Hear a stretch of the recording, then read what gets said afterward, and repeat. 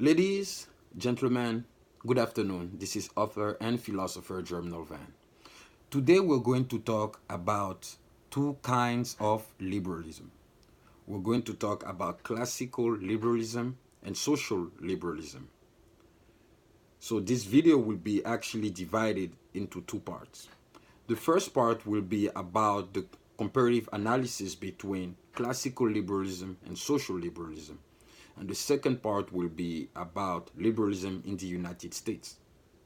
But before we dive into the first part, let's talk about liberalism itself. Liberalism is a moral and political philosophy that was generated in the 17th century.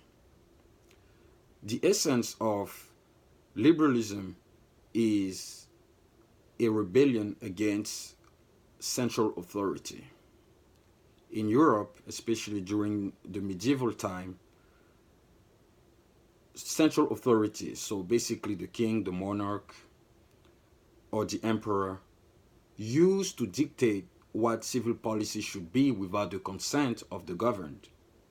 So basically, whatever the authority holder was deciding was taken for granted. So basically, if the king says something is this, therefore it is that, and no one could contest the validity of his decision, whether it will benefit the people or not, people just have to obey to his decision, otherwise they would be prosecuted.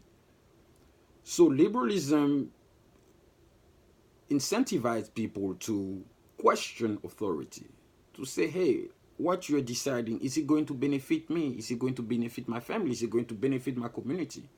So it basically stimulates individuals to question things, to understand that authority is not always right.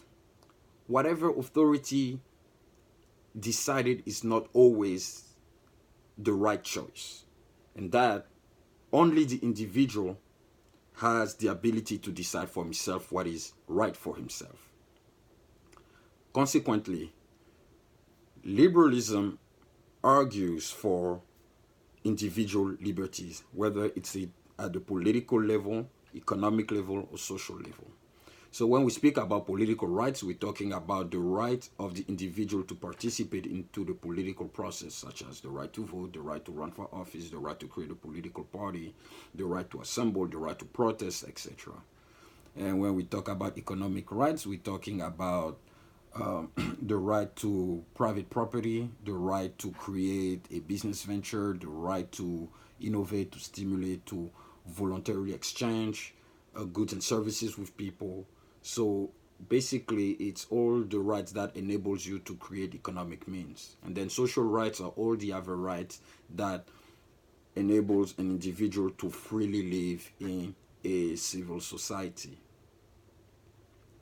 Now that I have expounded about the origins of liberalism, we're going to talk about classical liberalism. So classical liberalism was theorized by John Locke in the 17th century.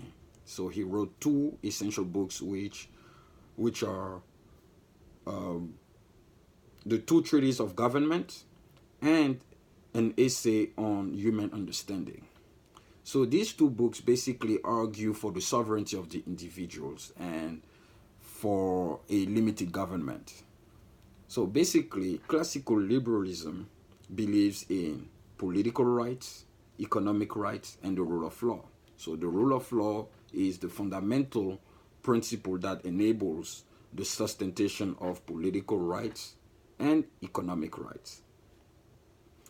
Classical liberals believe that the rights of man are negative rights, so inalienable. It means that no central authority, whether it's the government or the state, can deprive these rights from man, because these rights descend from God, descend from a divine, higher power, higher than the government. So the government, which is an organization run by human beings who are also fallible beings, They cannot deprive their other fellow human beings of these rights. That's what it's about. So, classical liberals staunchly believe that the role of the government is to protect these inalienable rights, is to protect private property, to enforce the access of individuals to private property. In other words, classical liberals believe that it is not the role of the government to regulate economic activities, but instead to let individuals decide for themselves how they want to conduct their economic activities on a daily basis. So, the role of the government, according to Locke, to Adam Smith, Hayek, Ludwig von Mises, Milton Friedman, and other classical liberal thinkers, is simply to grant access to private property, not to decide who should or who should not have access, not to regulate it, but to simply enforce that right that is already inalienable.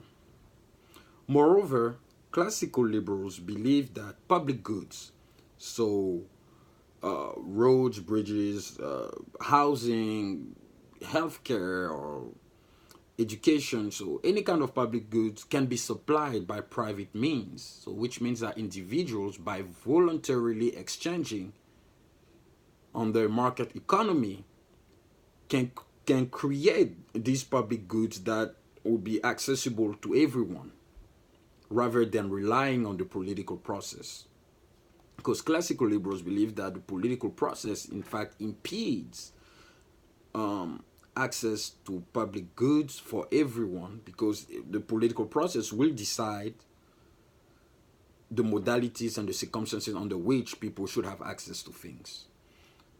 Now, social liberals or social liberalism is a political philosophy. It's another branch of liberalism. It's a political philosophy that also relies on the rule of law, the expansion of political rights, and economic freedom under regulations.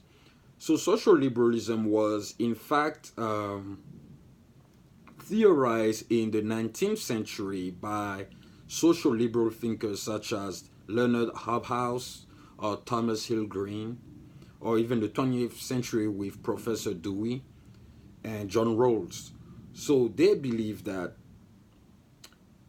a balance could be met between individual liberty and social justice, because their main concern, the main concern of social liberals, is that everyone does not have access to the same resources because things are unequal. So they believe that it is the role of the government to actually regulate economic activities and access to private property, so that people can have access to private property and other resources. Because they believe that if the government does not regulate the market, inequalities will keep growing between those who already have capital and those who are seeking to have capital. So, in other words, social liberals believe that it is the role of the government to regulate the economy. It is the role of the government to regulate economic activities. And social liberals really believe in a mixed economy.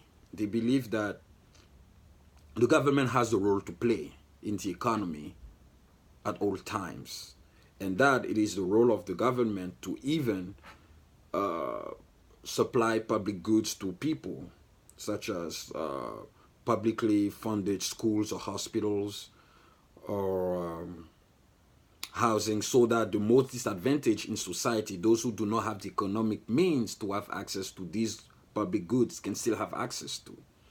So these are the main difference between social liberalism and classical liberalism. In fact, economics is the differential factor between classical liberalism and social liberalism, because it determines what the government should do in society. So now that the comparative analysis has been done between classical liberalism and social liberalism, now we're going to move to the second part of this video with liberalism in America. So, liberalism in America. The United States of America is the first country in human history to have implemented the principles of classical liberalism in real life. The Constitution of the United States is based on the principles of classical liberalism. That is why we have a part of the Constitution that is solely dedicated to the amendments. And these amendments are basically the rights. They both share, of course, positive rights and negative rights, but it's they've enforced more on negative rights, which means that the government cannot deprive the citizen of these basic rights. When we look at the political spectrum in the United States, those that we call the conservatives today are in fact classical liberals. So basically the members of the Republican Party and also members of the Libertarian Party who are supporting the fundamental values of classical liberalism: free society, no government intervention in the economy, etc. And then the Democratic Party is the party that reflects the principles of social liberalism. So government intervention, the welfare state, and the expansion of political rights, and etc. So basically, the liberalism we have today in the Democratic Party, what we call modern liberalism, is in fact social liberalism. And the liberalism that we today have in the United States leans toward more social liberalism today because we have a mixed economy. Because now, since the Great Depression and World War II and the New Deal policies of President Franklin Delano Roosevelt shift the United States into a more left-leaning liberalism. Today, the federal government has expanded its power way beyond its constitutional scope. We have a gigantic welfare state of over 200 welfare programs. And we have the government basically permanently involved in economic activities, the government subsidizing businesses and monopolies and creating state-owned enterprise. So we do have a stronger social liberalism today in America than classical liberalism. In other words, classical liberalism has been undermined since the Great Depression. The Great Depression was in fact a boon for FDR and all those who believe in the role of the government to conduct civil policy, to take the opportunity to actually expand that role. So today, it is not surprising that in America, people are culturally accustomed to the fact that we need government for everything, although it's not true. So in America, we have now a regulated market. We have a regulated economy. We have as I said, a strong social welfare where the government basically use a system of taxation to subsidize those programs. The reason why I am not a social liberal is because I do not believe that it is the role of the government to actually decide what is best for society. Instead, society is simply a collective of individuals. The role of the government is simply to grant access to private property so that people can actually create economic stimulation. Now that the government basically is in charge of everything in this country, in my opinion, it has created more inequalities between those who have access to resources and those who don't have access to resources. And those who do not have access to resources are one way or another kind of required to rely on uh, public assistance programs to survive. And the fact that people rely on public assistance programs to survive actually expand the power of government to decide more what their life should be. It's basically a patronization of the individual. So the government is acting like the father of the individual because it shows that it basically a way to say that the individual cannot decide for himself. So I do not believe that the liberalism that we currently have in America is the right liberalism that we should have. Instead, it's a liberalism that is a stepping stone that leans more toward authoritarianism and soon toward totalitarianism.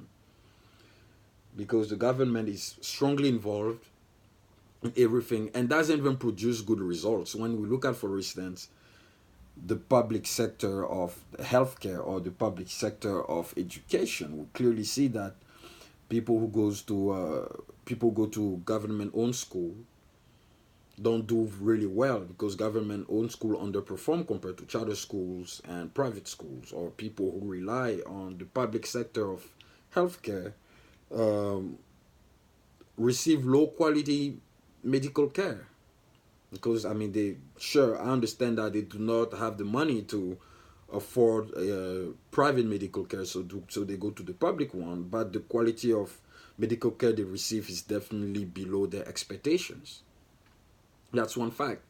Because what people need to understand is that the politics behind public goods is that when the political process is the one granting you access to a public good, you need to understand that that access you have will not be of good quality. Sure, you will have access to that good, no problem, but the quality of the good will not beneficial for you. It will offer you simply the bare minimum. So basically the minimum for you to survive. And today, with social liberalism that has taken over classical liberalism, people now want more government. They want the government to subsidize healthcare completely through the single payer program, or they want more government to create more public schools, but the public schools that already are in place do not benefit the majority of the people who attend these schools. Or when it comes to housing, people who live in public housing are living under conditions and modalities that do not enable them to afford private property, because if they try to move up on that, the government will actually reduce the benefits from living in those public housing. So the liberalism we currently have in the United States is not a good one, in my opinion. I think that we should move back to classical liberalism, where people did have the choice to decide for themselves what was good for themselves. But if we keep relying on social liberalism, if we keep relying on the government to grant us rights or liberties that we're claiming, soon we're going to be a totalitarian state. I believe we're actually heading toward that. We're partially a totalitarian state, in my opinion.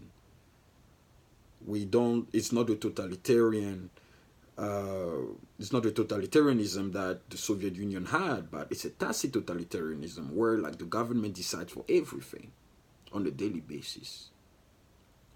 So I will keep fighting for liberty, for classical liberalism.